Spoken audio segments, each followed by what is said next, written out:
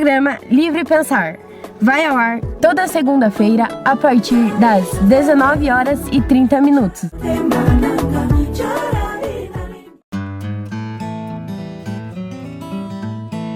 Rádio Amintas, uma rádio educativa. Apoio Raiz do Projeto. Fone 3666-2739.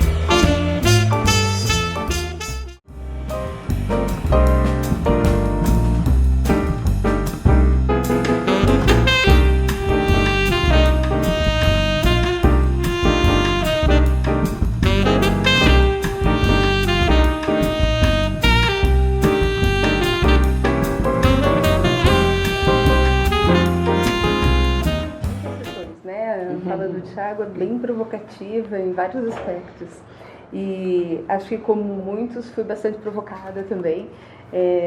A intenção é, na verdade, apresentar questões, né, para o debate, não fazer uma fala efetivamente, né, mas incentivar a discussão. Eu acho que a primeira coisa que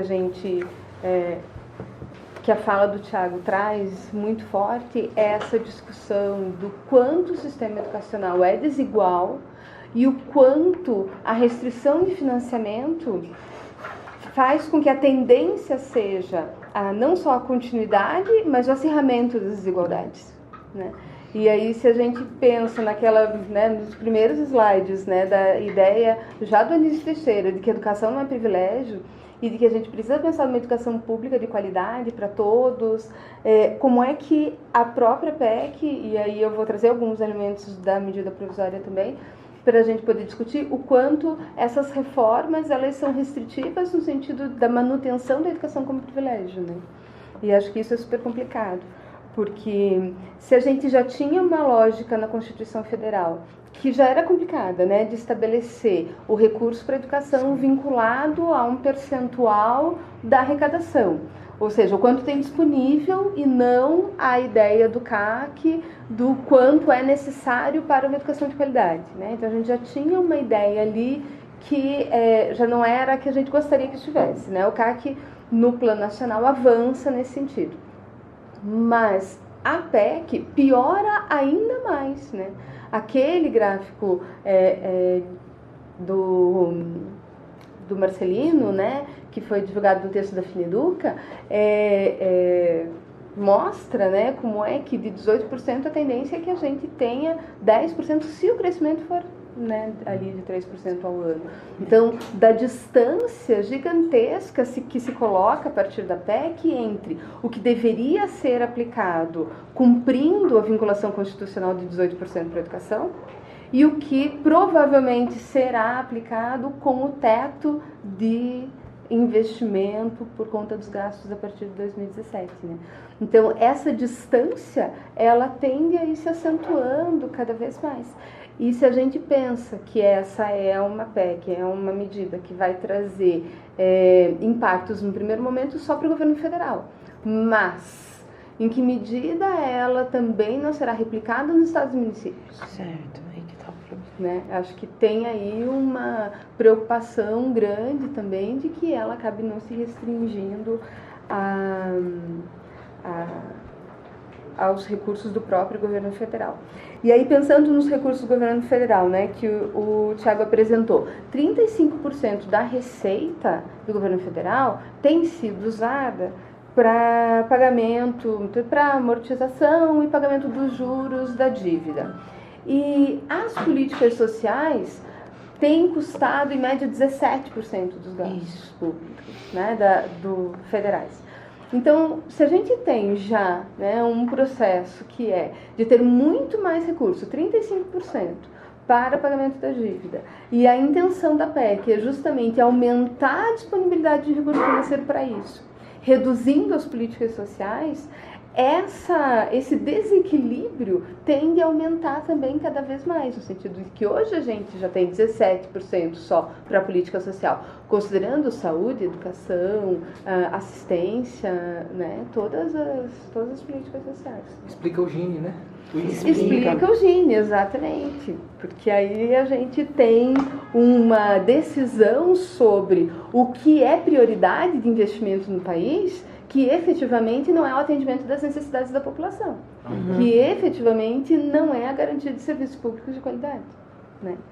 E aí quero colocar uma pimenta aí na tua discussão sobre essa questão do que significa uma educação pública de qualidade para todos e como é que a gente não dissocia quantidade e qualidade. Porque me parece que a gente tem que olhar a complexidade da estratificação do sistema de ensino para além de uma dualidade só de escolas. Assim, a dualidade é super importante, porque você pega os mais ricos e os mais pobres e mostra a distância gigantesca entre eles. Mas é importante a gente perceber também a estratificação interna do sistema. Porque quando a gente olha também o conjunto das escolas, vamos pegar as escolas públicas estaduais, a gente vai pegar as médias, mas quando a gente vai olhar o Colégio Estadual do Paraná, o Colégio da Polícia Militar, é muito diferente do Yara Bergman, é muito diferente de uma série de outras escolas, não é? No sentido da condição de qualidade que oferece tanto para o trabalho dos professores quanto para a aprendizagem dos estudantes, né? Então, penso que a gente complexificar um pouco essa análise para pensar, inclusive, as escolas públicas federais, quando a gente olha os resultados, ou mesmo, né, as condições de manutenção, de equipamentos, de professores, de plano de carreira, etc., das escolas públicas federais, isso também traz uma questão a mais, quer dizer, é possível fazer escola pública de qualidade, com certeza o gasto aluno nas escolas públicas federais está muito mais perto dos $10.000 do que dos R$2.000 por ano, né?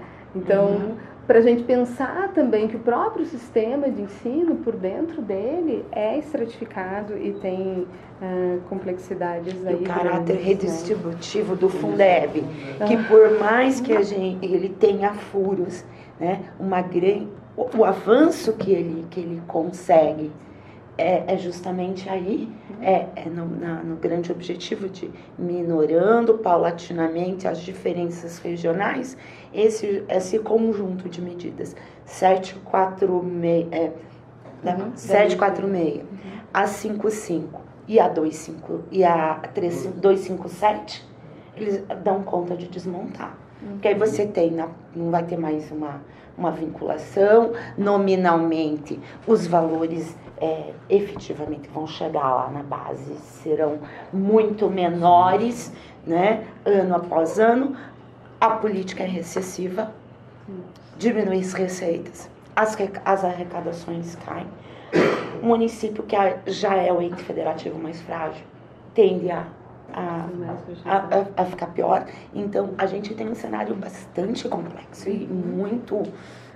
eu acho que aquelas previsões, sabe, do pessoal do financiamento, Thiago, desculpe, eu andei lendo alguns artigos, eu achei até muito otimistas. Assim. Verdade. É mais política. Sim, porque quando você joga num cenário econômico recessivo, estas previsões, elas têm que contar com outras variáveis, né? Porque a educação, ela é muito importante para a formação do próprio valor do PIB, certo? A gente, tudo que é de maior, né, Thiago? Não sei se você concorda, assim, nesse ponto. Nós temos o maior programa de transferência de alimentos, o programa de alimentação da merenda escolar. Nós movimentamos editoras, um grande mercado editorial. A gente gera empregos diretos e indiretos. Então, a gente o campo, o setor educacional, é muito sujeito da economia. Então, quando você tem uma recessão, uma política recessiva, como está, enfim, sinalizado, esse impacto ele também vai ter...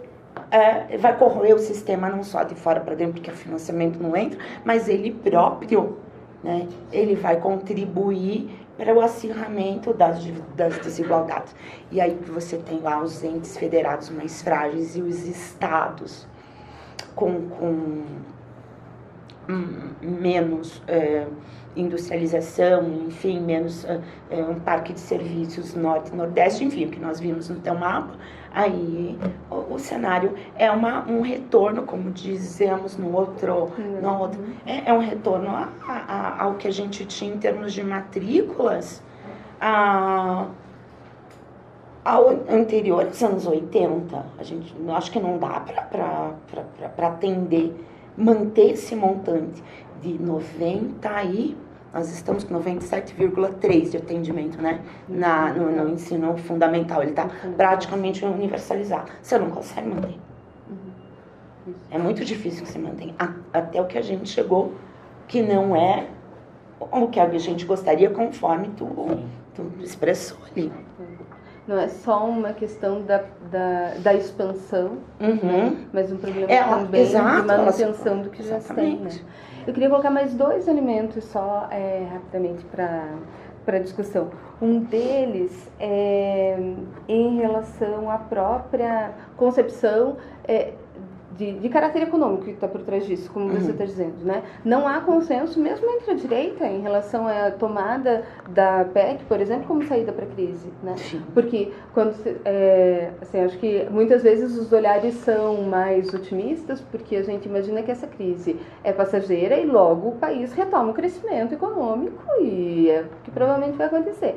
Mas tem discussões, inclusive, de qual é a ação do Estado no momento de crise ou pós-crise, né? No momento, a saída da crise se faz com investimento público para gerar economia e para fortalecer, ou a saída da crise se faz com restrição de investimento e precarização ainda mais e desmonte do Estado? Né? Porque é um pouco esse o debate que a gente também tem que fazer. O quanto isso é uma retomada da ideia de desmonte do Estado por dentro dele mesmo, de retomada dos princípios do que a gente chamava lá de Estado mínimo, né? Com um mínimo de investimento no setor social e uma atuação mais efetivamente nas questões financeiras e tal. E aí, assim, a outra questão é sobre a medida provisória mesmo, no sentido das restrições estabelecidas, porque a medida provisória se apresenta como um programa, né, de fomento, é isso, educação integral. É interessante o título, não tem nada a ver com ela. Isso, ela se apresenta assim, eu não consigo enxergar isso na medida provisória, né? O título dela não corresponde ao conteúdo, concordo comigo, né? Que a gente não enxerga como é que a medida poderia ser de fato um programa de fomento. Na medida em que ela estabelece que nenhuma escola já existente poderia entrar no programa. Então, para fazer parte do programa, as escolas de ensino médio teriam que ser novas escolas, né? As escolas existentes não entrariam. As escolas novas, então, que seriam criadas como escolas de tempo integral, o que eu não acho ruim, eu acho que é isso, a gente precisa pensar em escolas com espaço adequado, escolas, né? Mas assim, estou pensando na viabilidade, né? A própria medida provisória traz elementos e restrições que a inviabilizam do meu ponto de vista. Porque a gente já tem um conjunto de escolas que está estabelecido, que está construído, muitas delas, inclusive, por N problemas, com vagas ociosas, digamos assim, por conta dos altos índices de evasão, do abandono, por conta da não entrada dos meninos que concluem o ensino fundamental, né, no ensino médio, enfim, por vários motivos, a gente tem vaga nas escolas que existem, mas essas escolas não entrariam no programa. As escolas que entrarem no programa, elas podem permanecer apenas por 4 anos. Então, assim, como é que a gente faz um programa de ensino médio que tem 4 anos de previsão de financiamento? Só 4 anos. E aí elas... E depois? Quer dizer, depois essas escolas... isso te vira, né? É meio assim, essas escolas vão um valor previsto inferior ao que a gente sabe que seria necessário. Ixi, sem uma decisão exatamente de se esse valor assim, né, com uma indicação de que é um valor aluno que será repassado, mas sem uma indicação de que valor é esse. Esse valor é o valor do Fundeb? Não é? É um valor a mais? É uma complementação que está para além do valor do fundo? Quer dizer, isso não tem uma previsão clara no próprio texto da lei, né? Muitas sugestões, né? 6 mil, eu acho. Ótimo. Enfim, eu acho que o próprio conteúdo da medida provisória inviabiliza a realização da política de fomento. Para concluir a pergunta, na verdade, né, para te passar e dizer, enfim, o que fazemos no contexto. Tiago, só uma complementação. 2 dias antes, ou 3 dias antes da edição da medida provisória, nós observamos algumas mudanças que a princípio não sabíamos qual era o sentido e logo depois descobrimos rapidamente, né, quando vimos o texto final da ADMP. Por exemplo, todas as portarias do Ministério da Educação que se relacionavam com a inclusão de aspectos de infraestrutura, de condições de trabalho, de salário de professor, como parte dos programas de avaliação institucionais, elas foram retiradas. Certo? Então, a ideia de chegar a um custo-aluno qualidade inicial e aí, partindo dele, aprofundar esses estudos, quer dizer, como essas condições de trabalho influenciam na qualidade geral da educação. Então, esse governo já dá uma resposta, né?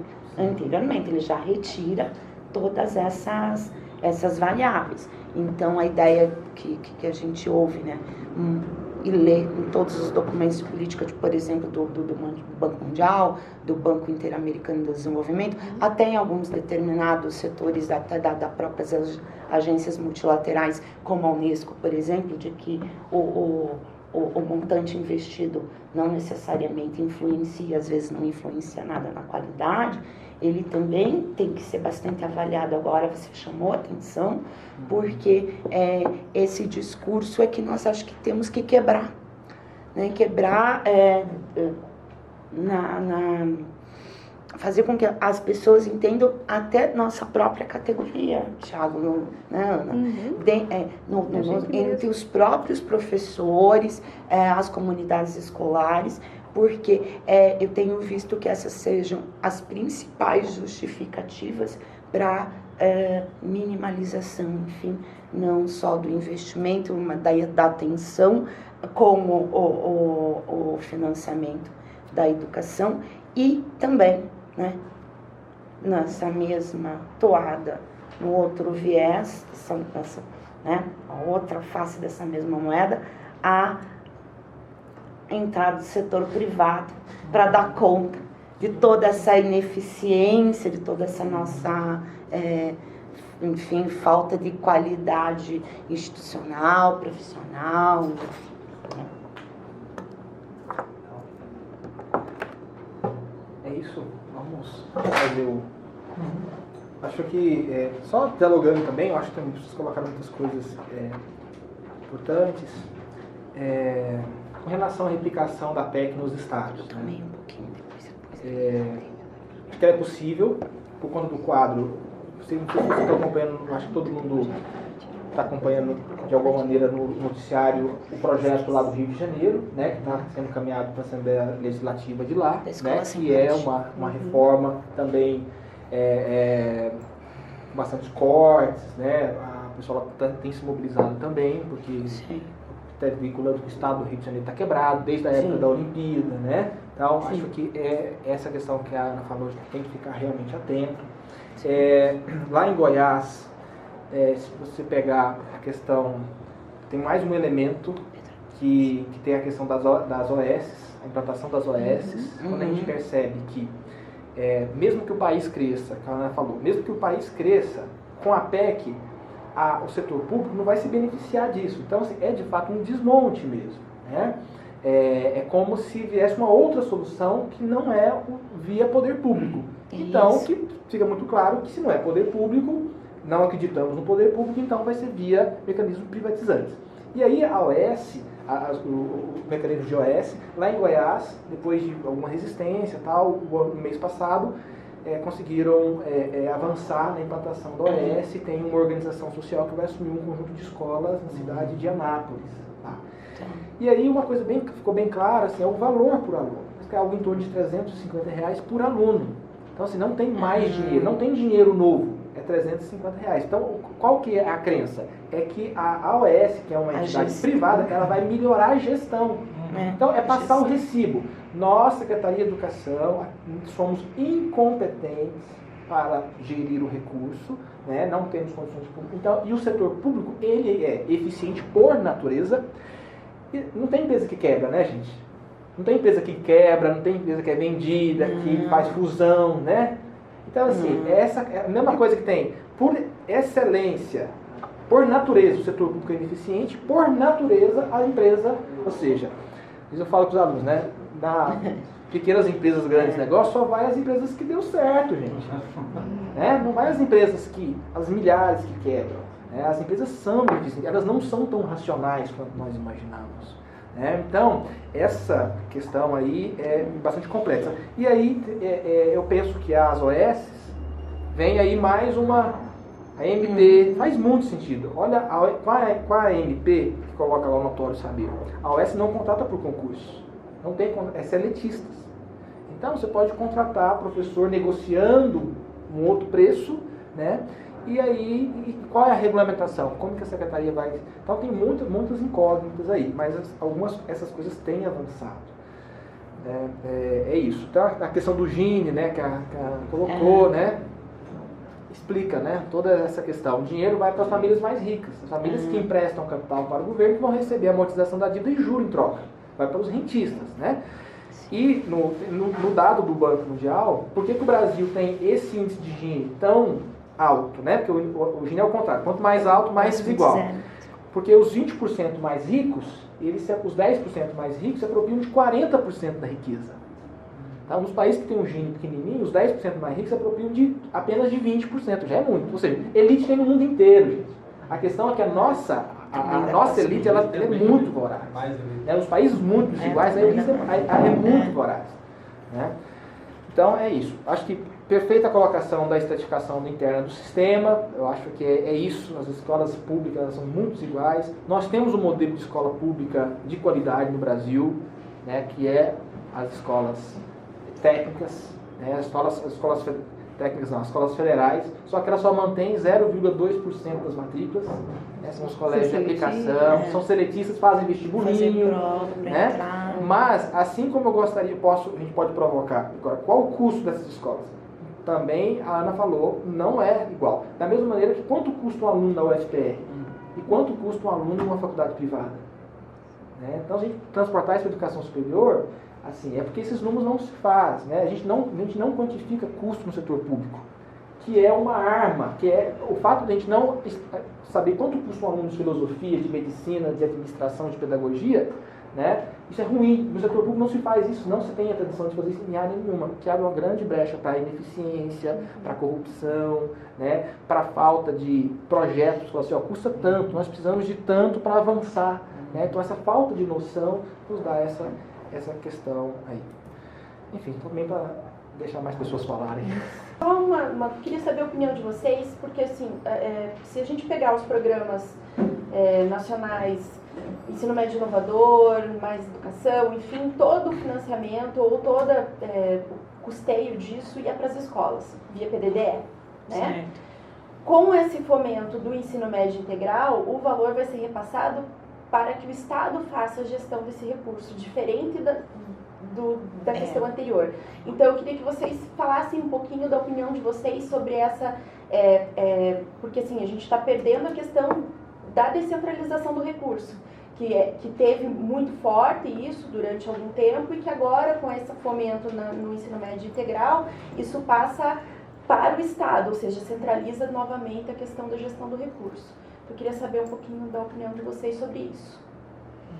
Esse repasse, Ana, a professora Mônica estava estudando, né, o que existia já de sinalização, porque nem a medida provisória e nem também a regulamentação, a primeira regulamentação que saiu, acho que é 1140, 1145, enfim, esqueci o número, ela não diz dela tudo o que ela é. Então, agora o que nós temos é um grupo de trabalho flexibilizando a lei de licitações. Tá? A 866, né? Mas 8666 ela está sendo flexibilizada. E um outro grupo de trabalho também, então a gente, eu acho que como é que vai funcionar esse repasse, o que o Estado vai poder fazer, se ele vai ter que licitar, como Goiás fez, se vai haver mecanismos que facilitem para que não haja problemas como Goiás teve, porque isso também veja, não foi muito fácil também, né? Passou pelo Ministério Público, teve problemas, elas retornaram, uma empresa as duas primeiras concorrências, elas tiveram que ser refeitas, enfim. Então, pode ser por aí, entende? O governo licita, né? As empresas passam a agir nas escolas. Mas a professora Mônica estava dizendo de outras possibilidades também, né? Outros mecanismos de repasse, mas para isso teria que flexibilizar algumas legislações. E aí o professor Geraldo e o professor Ademir também tem, em determinado momento, veicularam uma notícia de um grupo de trabalho do Ministério, que está funcionando já, né? Ele, aqui no dia 24 deste mês, ele tem que apresentar o relatório. Ele entra técnicos do Ministério do Planejamento, do Ministério da Educação e Relações Exteriores. Eles têm que fazer um rastreamento de toda a legislação que entrave de alguma maneira, que burocratize a venda e compra de serviços no campo educacional, tanto no setor público como privado. Então, provavelmente virão ainda novas regulamentações, Ana, mas é verdade. A autonomia da escola e a autonomia dos sistemas de ensino também, tanto da parte pedagógica como de financeira, eu percebo que ela está realmente sendo reconfigurada com essas medidas. Uma das coisas que a medida provisória estabelece é que esse recurso seria fiscalizado também pelo Conselho de Acompanhamento e Controle Social do Fundeb. Então, assim, como você disse, leva a discussão do recurso em vez de um repasse direto para o âmbito da secretaria. O que pode ser que faça algum sentido, considerando assim que a ideia é que esse recurso seja usado em escolas novas, que vão ser construídas, que vai ter contratação de professores, que vai ser... Então, não necessariamente é um recurso que vai ser usado para manutenção, né? Pode ser um recurso usado para investimento, pode ser... Né? Quer dizer, eu não sei, assim, isso não está claro, na verdade, na medida provisória. Para que pode ser usado esse recurso? Se essa escola nova é nova mesmo, ou ela é uma mudança de institucionalidade pública, por exemplo. Né? Para uma nova institucionalidade público-privada, por exemplo. Né?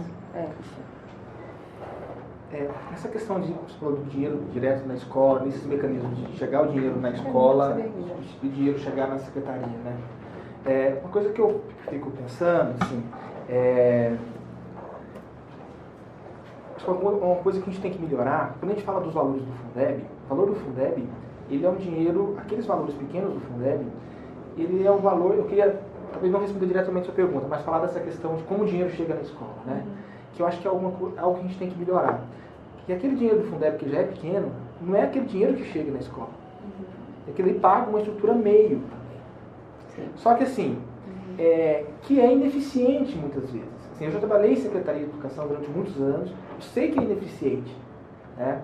Só que daí, você achar que é ineficiente por natureza. Agora, quem trabalha dentro da máquina sabe aonde está a ineficiência e sabe que poderia falar assim, não, a educação é pública, tem que ser gerida pelo setor público por conta da lógica.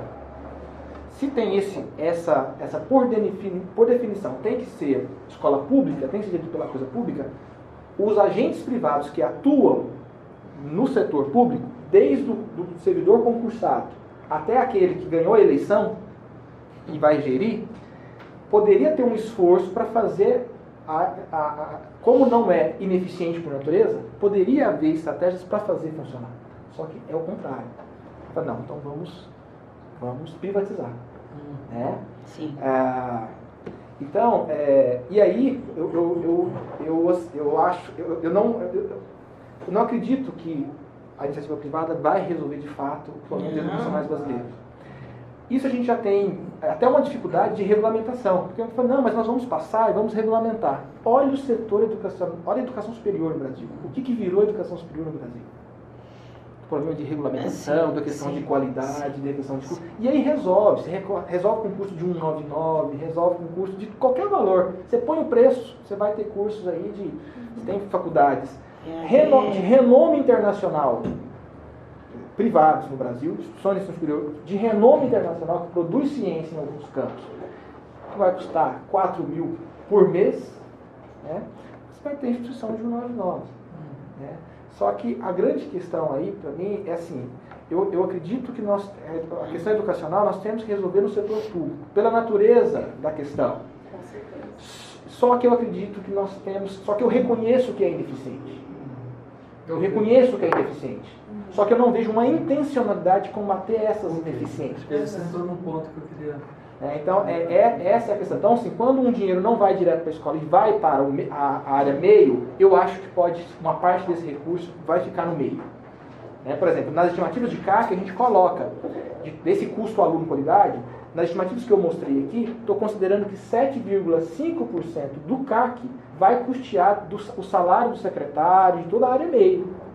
Está embutido ali. Sim. Só que é o seguinte, quantos estudos tem no Brasil que falam o seguinte, na rede municipal de Curitiba ou rede estadual do Paraná, quantos por cento chega na escola para pagar professor, para pagar o que está na escola, e quanto fica na área meio?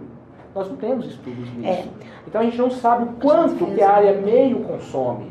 Né? Só que eu acho que quem defende a coisa pública, eu acho que nós temos que assumir, mensurar a ineficiência e melhorar a coisa. E não falar assim, não, isso aqui não dá certo, que a gente fazia o contrário. O privado, por definição, ele não consegue resolver também na lógica, garantindo igualdade de acesso, garantindo aquilo. Eu acho que, por definição, na lógica do privado, vai prevalecer a ideia do privado. Sim.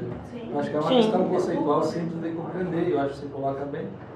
Porque, em última instância, de novo a relação aí, para estender um pouco mais o debate, eu acho assim, da relação capital e trabalho, porque acho que se a gente não entender essa relação, a gente não consegue entender mesmo a ideia forte de uma gestão pública. A ideia forte de uma gestão pública, ela só pode ser forte se ela abstrair ou se ela se retirar da lógica, né? E aí eu acho que da lógica, vamos dizer, da gestão privada. E aí eu acho que o argumento é interessante de conhecer, eu acho que isso que de alguma forma tem que ser colocado também, de como é que, não a ineficiência, mas os limites da gestão pública, né, em relação aos próprios recursos. Né? Quer dizer, então os mecanismos criados, no que pesa, eles terem avançados, né, no sentido de ter produzido condições, vamos dizer assim, até de distribuição. Você pega até a política, até a discussão do PNE, né? Sim. Ela procura levar o índice, né? Procura fazer com que haja um processo de elevação, do ponto de vista, sim, claro, o dualismo aí da escola para pobres e tudo mais, ela é um fenômeno marcado de sociedades como a nossa, mas ela, de alguma forma, não é a única explicação, porque você vai ter países também com um campo contingencial econômico como o nosso, social como o nosso, que não está tão marcado assim, né? Por essa. Então isso também tem a ver com uma forma de pensar, a educação, quer dizer, a forma de pensar a gestão da educação, inclusive do setor vamos dizer assim, dos que pensam a educação a partir do público, os que têm os instrumentos, inclusive no sentido de deliberar acerca, não é? Dessas definições. Então, acho bem interessante, assim, então, os números, eu acho, quando o Thiago falou, diz, olha, sem número não vai dar para a gente fazer esse debate, a gente realmente faz o debate sem número, né? Então, ao evidenciar, né, de fato, o que é o núcleo duro desse processo, né? Em última instância, há um custo, né? há um custo caro, do ponto de vista de um parâmetro, em relação a cada um de nós. Nós estamos lá no 1.4, né? Eu acho que esse público quase todo está dentro desse lugar. Quer dizer, a gente conseguiu entrar naquele índice com muito esforço e tudo mais. Por quê? Porque nós, em última instância, enfim, a gente vem do segmento de trabalhadores, de pessoas que vêm do campo, pessoas que, de alguma maneira, não é, para estudar, não é, já vem de uma situação inscrita, economicamente nada fácil, né? E que, evidentemente, acaba por somar positivamente, evidentemente, nesse número, mas com muito esforço. Então, acho que, portanto, essa fala de vocês, né, porque normalmente a gente não pensa muito essa questão de como é que, quer dizer, o que subjaz, né, ao processo de gestão dos recursos, né, e quem que a lógica que mantém, né, quer dizer, essa lógica ela é uma lógica extremamente traiçoeira, né, do ponto de vista de que você, em última instância, não consegue se desapegar ao modelo, não é, que é um modelo privado de pensar, inclusive, né? Então é muito difícil, né? Então acho que é bem importante.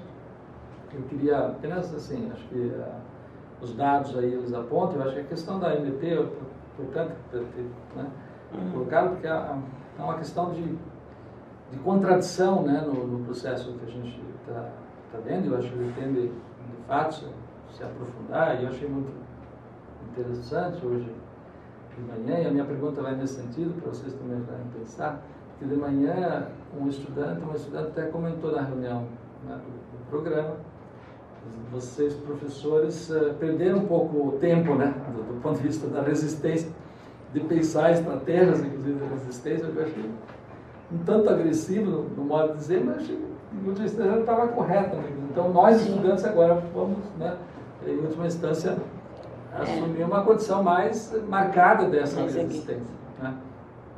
A minha questão você está dizendo um pouco assim, Tiago, que nós temos, e você tem razão. Se você vai para a Alemanha, Europa, Estados Unidos, tem dado para tudo é mensurável. Né? Tudo. Você tem tudo medido. Né? Já existe qualquer explicação, ela vai se dar por número e por dados de pesquisa. Né?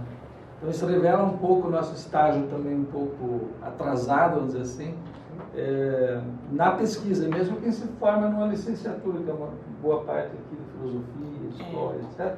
Quer dizer, o contato que a gente tem com os números, ele é muito tênue, né? A gente não conhece pelos números, né?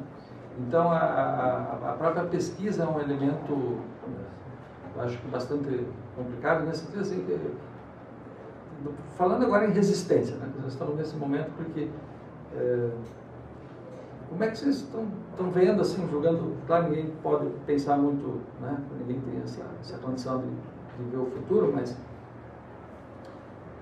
quer dizer, do ponto de vista da resistência, vocês veem alguma possibilidade da gente avançar nesse campo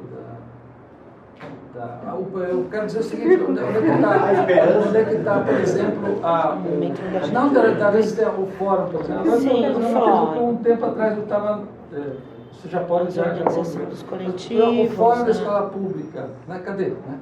Eu não sei lá na tua região que se vem, né? Quer dizer, onde é que o sindicato vai ser o caminho? Não sei. Primeiro, parabenizar a fala de vocês todos, né? Bem esclarecedora para a gente que trabalha na educação, né? Eu fiquei com uma dúvida que vem me consumindo há algum tempo sobre o modelo do sindicalismo, daí toca na questão da resistência. Uma vez que você, todos na mesa falaram sobre financiarização da economia. Daí o engodo de todas as economias, as grandes economias, né? Não só o privilégio do Brasil, e como resolver isso na medida em que, por exemplo, você falou do contingente de professores a nível Brasil federal, né? Então, enorme, né? O Sindicato dos Professores Trabalhadores da Educação do Paraná é um dos maiores do Brasil, né? De São Paulo, um dos maiores da América Latina, né? E, coincidentemente, a gente teve um problemaço o ano passado com o Fundo de Previdência, Mas o fundo de previdência dos professores, ele é aplicado no rentismo. Sim. Então, assim, como de alguma maneira solucionar esse problema, né, da financiarização, né? Uma vez que ele toca nos próprios instrumentos de luta dos trabalhadores, né? Assim, que de alguma maneira se mesclaram essa lógica de trabalhar com a financiarização. Então, se isso não impacta a nossa forma de resistência ou dificulta ela, né? Eu acho que soma-se a tudo que está sendo colocado. Assim, primeiro, uma das coisas que quando eu estava lendo a PEC, fiquei preocupado, é que lá coloca que é o IPCA ou outro índice a ser criado. Ou seja, esse índice a ser criado pode ser um índice ilusório, que não corresponda à realidade inflacionária. Às vezes você tem um índice de inflação, só que você vai no mercado e você vê outra coisa, né? Você tem essas mudanças. Então o governo pode criar um índice que não corresponda à realidade da inflação que o Brasil está vivendo, inclusive para justificar, investimos menos esse ano. Colocamos uma menor porcentagem ali, nesse sentido. Então, acho que é uma armadilha, inclusive, há uma armadilha na PEC, inclusive. Daí eu queria saber como é que vocês visualizam isso. E outra coisa, complementando no processo de resistência, uma das coisas que me preocupa é que o próprio agente público, o funcionário público em geral, ele não usufrui do sistema público de saúde em geral, ele não usufrui da educação pública, a quantidade de professores, por exemplo, do estado do Paraná, que tem os seus filhos colocados, matriculados, vamos dar um termo melhor, matriculados na educação privada.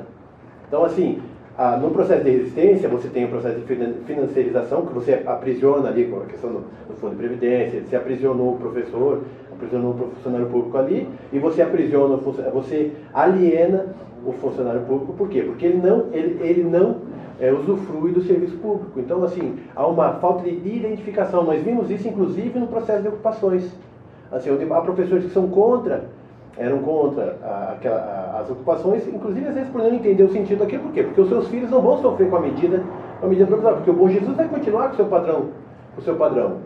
O Medianeira vai continuar com o seu padrão, assim. Então, acho que a questão da dualidade do Estado, a dualidade da educação, eu acho que parte desse processo é um pouco culpa nossa, inclusive. Eu sou meio chato com isso, às vezes eu brigo com alguns colegas e falo, como é que você dá aula na escola pública e você coloca o teu filho na escola privada? Você está dizendo, meu trabalho é ruim, o trabalho onde eu estou é ruim. Assim, claro que nós temos a precariedade, os problemas da educação, mas se a gente começar a tirar o nosso corpo fora, ninguém vai resolver o problema, né? Então, assim, a pergunta é como é que essa dualidade também está dentro do próprio agente público, né? Essa dualidade do Estado para o pobre e do Estado mínimo para o rico, né? Em relação ao sindicalismo, gente, e ao horizonte desse debate, é evidente que nós estamos discutindo possibilidades partindo de uma defesa que não ultrapassa os limites liberais. Nós somos humanistas, progressistas, mas nós não estamos ainda, enquanto, acho que, né, Thiago, não sei se concorda, Luciana, enquanto colocamos a problemática desta forma, nós estamos colocando no âmbito de um Estado contemporâneo que tem as características do capital financeirizado, mundializado, virtualizado, enfim, e numa circunscrição mundial de uma queda, né, paulatina pelo menos nos últimos 8 a 10 anos, da taxa de lucro, num cenário onde é preciso explorar a mais-valia até a última gota e cada vez mais neste cenário, enfim, né? Mas ele fala do sindicalismo. Na verdade, em todos os âmbitos, né? O que a gente vem notando, e a gente faz essa crítica no âmbito do NESEF, quando discutimos eventualmente essas questões, os nossos próprios sindicatos que representam os professores e demais trabalhadores do setor de educação, eles têm utilizado métodos não tão diferentes, né, de mercado, nas próprias lideranças sindicais brasileiras há muitos anos. A gente tem, então, determinados problemas que se você for analisar os métodos não diferem muito, né? E nós temos que aprender, de certa forma, dizia o professor Maringoni em outra oportunidade,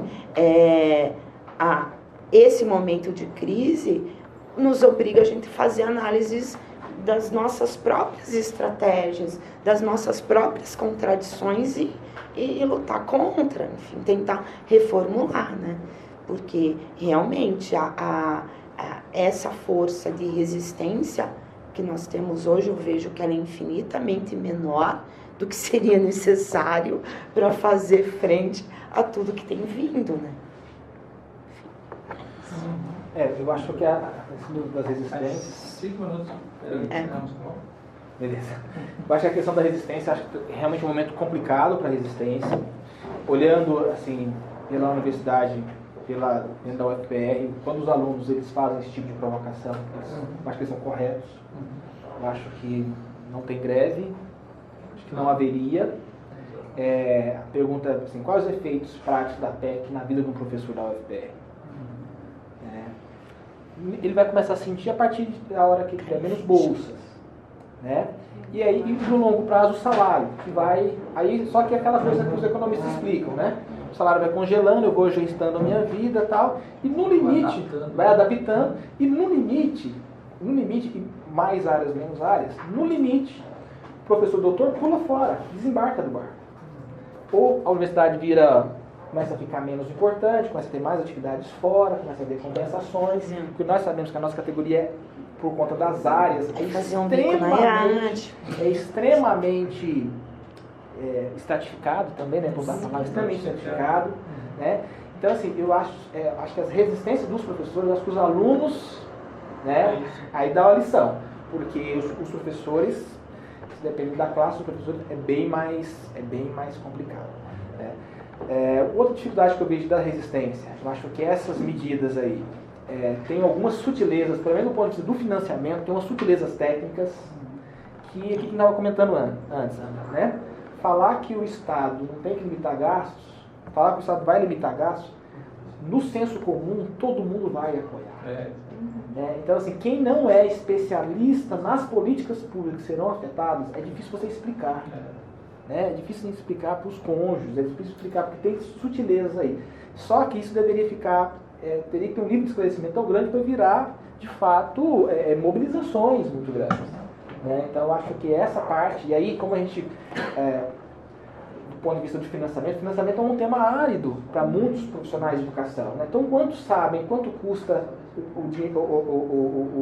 qual é o custo aluno de sua escola? Que professor que sabe quanto é o custo aluno de sua escola? O custo aluno real. Não é o custo aluno estimado no Fundeb. Né? Uma vez, num trabalho que a gente fez nos Estados Unidos, conhecendo essa parte de financiamento lá, uma coisa que era impressionante. Nas escolas que eu visitei, sempre eu fazia a mesma pergunta para o diretor. Qual é o custo dessa escola? E ele que sabe o custo. Uma vez eu fui numa escola que ele tinha classes para refugiados, tinha inclusão da educação específica, tinha salas inclusivas, tinha salas exclusivas. Os diretores dessas escolas, eles sabiam assim, o custo do ensino fundamental, do ensino médio, do especial, do EJA, sabia tudo. Por quê? Porque lá, a questão do CAC já é uma questão que pode judicializar. Então, é inadmissível o CAC de Curitiba ser menor do que de São José dos Pinhais. Se acontece isso, judicializa-se. Então eles estão no outro patamar. Agora, isso dá uma dimensão da luta. Assim, eu estou numa escola que o custo aluno aqui é R$500. E na escola lá, eu estou numa escola que custa 350. Ele logo percebe por que as condições são piores. Então essa parte é árida e nós não chegamos nessa questão. E para a resistência? Aí chegando na resistência, falta informação, falta percepção do tamanho do retrocesso. Porque se tivesse essa questão, a gente... talvez avançaria mais. Né? Agora, só uma questão do IPCA. Do IPCA eu recebi o seu alerta. Eu não tinha entendido dessa maneira, sabe? Eu tenho que dialogar. Porque como o IPCA está colocado, eu tinha lido, como eu vejo nos contratos de aluguel, quando eu vejo assim, sempre quando tem um indexador, você tem que dar uma brecha e falar assim, se esse indicador sair de circulação, vai entrar no lugar para esse contrato, aquele que vier substituir. Então eu entendi como uma questão bastante padronizada, porque de fato assim, seria um abuso, né? Os caras acabaram que o IPCA, que é um indicador que tem um histórico enorme de décadas, né? Não tenho de cabeça, mas o IPCA tem décadas que ele é um indicador de inflação. Acabar com o IPCA para fazer uma maldade, né? Mas isso, né? Isso é possível, né? Mas a minha leitura foi mais rápida, né? Não, mas a mudança da composição pode ser, né? Pode ser. A mudança da metodologia, da concepção, enfim, dos elementos que compõem, segundo um determinado interesse, isso já foi feito. E pelo texto da PEC não precisa nem acabar com o IPCA, porque a partir do 10º ano o presidente da República pode decidir mudar o indicador. Então é uma decisão, inclusive, exclusiva do discricionária, né? Discricionária do presidente. Ele pode definir mudar o indicador. Eu acho bem preocupante também a forma como a ideia do IPCA aparece lá por conta disso. Além de que a gente já tem dúvidas se realmente esses indicadores captam toda a inflação, né? Quer dizer, independente de tudo, né, tem essa outra questão. Bom, para pensar alguns elementos assim rapidamente com vocês, eu não sei se tem como a gente fugir do processo de financiarização do jeito que ele vem acontecendo.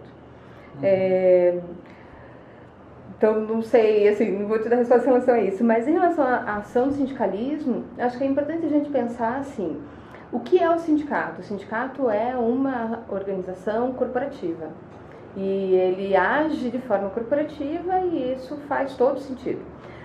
No Brasil, em outros países também, quando a gente vai olhar a história do sindicalismo, a gente percebe que os sindicatos de professores têm uma atuação para além da atuação corporativa.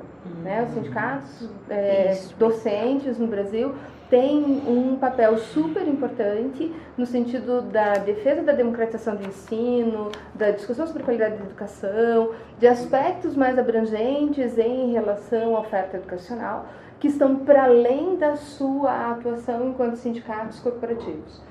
Mas a gente não pode esquecer que a essência da organização sindical é a corporação. Porque senão a gente acaba achando que o sindicato que atua de forma corporativa está equivocado. Não está. Na verdade, né, a atuação dele na essência, ela é corporativa. É claro que é importante o outro debate também, e ele tem sido historicamente fundamental para os progressos, né, para os avanços aí na educação brasileira, mas penso que essas duas coisas são contradições da própria realidade, não são necessariamente problemas internos às organizações sindicais. E eu não sei, mas me parece que quando a gente fala dos professores que acabam colocando os seus filhos na escola privada, aquela coisa toda, né, de que você tem um ideário, você tem um imaginário do grupo docente que é um imaginário que corresponde à sua classe. O Thiago mostrou pra gente, né? Na verdade, nós fazemos parte dos 20% mais ricos. Então, assim, é preciso desconstruir uma série de coisas que estão no imaginário social para conseguir perceber o que significa fazer parte desses 20% mais ricos dentro desse modelo de sociedade e ter um olhar que seja crítico para esse pertencimento de classe. Né? Porque senão a gente acaba descolando a ideia, imaginando que a cabeça pode pensar onde os pés não pisam, né? Como diria o Paulo Freire, lá o Freire Edson. E colocar o filho na mesma escola dos 20% mais pobres é uma questão com o filho, né? Então, por isso é uma coisa muito mais forte. Né? Eu então, acho que a gente precisa entender essa contradição. Né? Exatamente, por isso que o filho não pode estar ali. E o cálculo também do custo aluno no setor privado, do custo aluno no setor público, tem uma conta a ser feita que é o lucro de uma empresa, né? Tem uma outra, né? Exatamente. Sim. E em relação às perspectivas de futuro, eu acho que eu não sou a melhor pessoa para responder isso hoje. Não é bem essa. Porque mas eu queria dizer assim, eu em geral sou poliana. Não, eu quero dizer o seguinte, se a pesquisa é uma forma da resistência, eu vou acreditar que sim. Que esclarece, né? Se, por exemplo, a ideia de transcender ou ultrapassar o corporativismo do sindicato, embora a sua essência seja essa, mas de que você possa ter um processo de informação, né, com os professores, em última instância, alargando a sua formação, etc., são formas de resistência, mas não me coloquei bem na pergunta, mas um pouco nessa direção. Se os alunos estão ocupando, né, estão fazendo a sua função, quer dizer, e para mim, a mim incomodou muito a questão da menina nesse sentido, né, mas propositivamente, ou positivamente até, porque eu não me lembro que naquele grupo tinha muita gente e dos professores que de alguma forma não apoio e tal, mas não é aquela, né? Quer dizer, se tivesse que criar um processo, aliás, veja só o que ocorre, quer dizer, o absurdo, porque nós acabamos aprovando a suspensão do processo seletivo, mas no entanto os professores da pós-graduação continuam dando aula, continuam orientando, continuam, enfim, não se percebeu que você, evidentemente, com bancas já marcadas ou coisas assim, que evidentemente são coisas que você poderia preservar na UTI do trabalho, vamos dizer assim, né, evidentemente. Mas não, é muito natural que você possa, então, suspender, por exemplo, algumas coisas, mas manter as outras. Então, tem professor de filosofia, de história, de geografia, etc., e lá da educação também, dando aula nos prédios no entorno da universidade, né? Ou outros espaços da universidade. Então, é disso um pouco que se trata. Há um problema da ordem maior que, rigorosamente, a nossa, mesmo a categoria de professor, quer dizer, pensando no seu sentido mais amplo, né? A gente não fez a tarefa de casa nesse sentido, né? O grupo, no geral, não está suficientemente incomodado. Exatamente. Mas legal, acho que tem sei, profissional. tá bom assim, mas queria, Thiago, assim, foi ótimo, acho que talvez a Ana já vem participando, não por acaso que colocamos a Valéria ali para a mesa também, porque a Valéria conhece bastante essa área, né? E nós precisamos replicar, retomar e talvez tornar, como a sessão de hoje que tinha um objeto, né, específico, né, a gente retomar essa discussão, porque ela é de fato muito cara para a gente, né, como profissional da educação. A gente precisa conhecer melhor, né, isso, nessa área de vocês, né, e de alguma forma pode se ampliar essa discussão e da compreensão, enfim, do fenômeno a partir dos números, dos cálculos e tudo mais, né? Eu queria agradecer, Geraldo. Obrigada pela oportunidade de estar aqui de novo discutindo. Nós que agradecemos, né? Sim, sempre um prazer estar aqui. Oportunidade de ouvir o Thiago, de ouvir todo mundo e discutir junto. Legal, muito obrigada. vamos... Todos